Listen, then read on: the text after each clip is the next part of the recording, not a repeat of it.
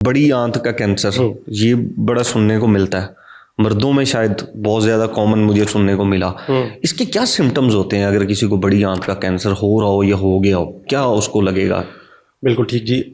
ये मर्दों और ख़वातीन दोनों में मतलब है। आप कह सकते हैं कि मर्दों में इंसिडेंस ज़्यादा है और फीमेल में कम है। अगर आप इनकी अलामात की बात करें तो इसमें आप ये कह सकते हैं कि मरीज़ों को पेट में दर्द हो सकता है, मरीज़ को कॉन्स्टिपेशन डेवलप हो सकती है। आप ये कह सकते हैं कि मरीज़ का रंग पीला पड़ रहा है और जब वो अपनी सीबीसी करवाता है तो उसकी एचबी कम है, क्योंकि उसकी आंत में ट्यूमर है और वो ट्यूमर आहिस्ता आहिस्ता अंदर से ब्लीड कर रहा है और उसका अंदर से ब्लड कम हो रहा है।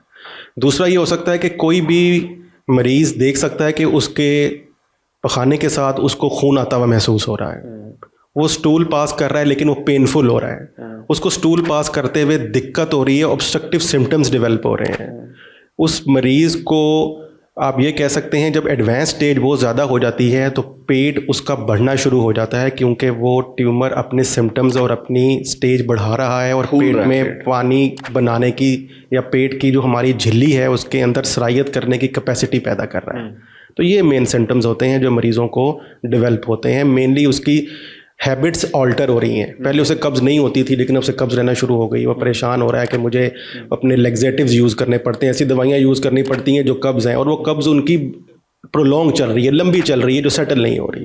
तो ये मेन सिम्टम्स हो सकते हैं। अब ये जो आपकी जो सिम्टम्स जितने भी आपने बताए, पेट में दर्द हो जाना, पखाने में ब्लड आ जाना, रंग पीला हो जाना, पेट फूलने लग जाना, ये तो नॉर्मली मेरे ख्याल में पाकिस्तान में हर चौथे पांचवें बंदे को कब्ज है, पाइल्स है उसको, ठीक है, उसके अंदर उसको ब्लीड भी होता है, बिल्कुल ठीक है, उसको वॉशरूम में पेन भी होता है उसको, और ऑब्वियसली उसका पेट हार्ड भी होता है। कैसे डायग्नोज होगा कि मुझे सिर्फ कब्ज है, पाइल्स है, या मैं इसके कॉलन कैंसर, बड़ी आंत के कैंसर में आ गया हूँ? बिल्कुल ठीक। इसकी सबसे बड़ा ये है कि हमें इसके मुआयने की तरफ जाना चाहिए। हमें डॉक्टर को दिखाना चाहिए कि ऐसा कि जो मेरे पेट की दर्द ठीक नहीं हो रही, मैं over the counter pain killers ले रहा हूँ लेकिन वक्ती तौर पे फ़र्क पड़ जाता है, अब काफ़ी हफ्ते गुजर गए और ये ठीक नहीं हो रहा, तो मुझे मुआयना करना चाहिए। ये दर्द कितना इंटेंसिव होता है? अच्छा, ये शुरू में अगर बात करें तो ये बहुत ज़्यादा इंटेंसिव नहीं होता, क्योंकि ये लोकलाइज्ड होता है, क्योंकि वो एक आंत तक महदूद है। तो ये होगा ज़रूर, ये ज़रूरी नहीं कि वो कई दफ़ा आपको पेट में दर्द नहीं होता और आपको सिर्फ अनीमिया यानी आपके एचबी की कमी हो रही है, ठीक है, आप उसको रूल आउट करने जाते हैं कि इस मरीज़ में खून क्यों कम हो रहा है, तो आपको पता चलता है इसको आंत का कैंसर हो गया है। तो ये ज़रूरी नहीं कि ये मेन सिम्टम ज़रूर हो सकता है, लेकिन ये हर मरीज़ में ज़रूरी नहीं कि पेन हो।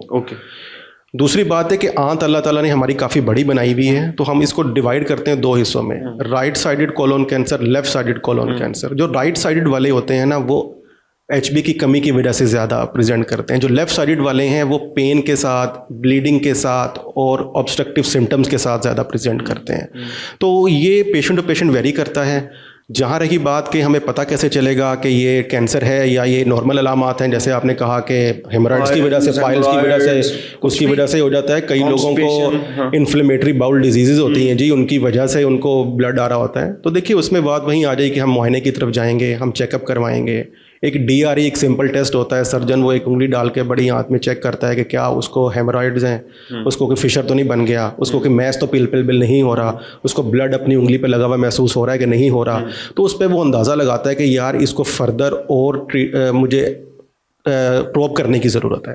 तो फिर उसमें वो टेस्ट होते हैं जिन्हें क्लोनोस्कोपीज़ कहते हैं, कैमरे वाला डालते हैं, वो पूरी आंत का मुआयना करते हैं और देखते हैं कि क्या ये जो सिम्टम्स आ रहे हैं ये कैंसर की वजह से हैं, किसी अल्सर की वजह से हैं, या मरीज़ को कोई और वजह है जिसकी वजह से कोई बिनाइन पॉलिप्स बन गए हैं अंदर के जो रुकावट डाल रहे हैं। तो वो टेस्ट होगा तो बेहतर तरीके से उसकी तशखीस का अमल आगे चलेगा। अब इसमें ट्रीटमेंट ऑप्शंस क्या हैं?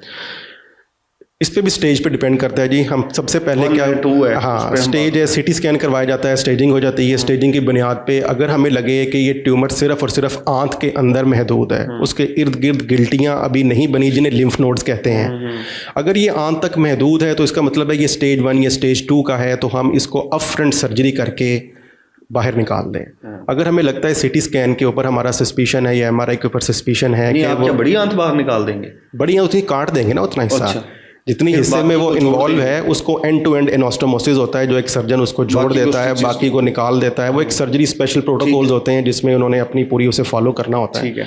तो उतनी बड़ी आंत का हिस्सा काट के निकाल दिया जाता है, उसे कोलेक्टमी कहते हैं। वो लेफ्ट साइडेड हो, राइट साइडेड हो, वो उस पर डिपेंड करेगा।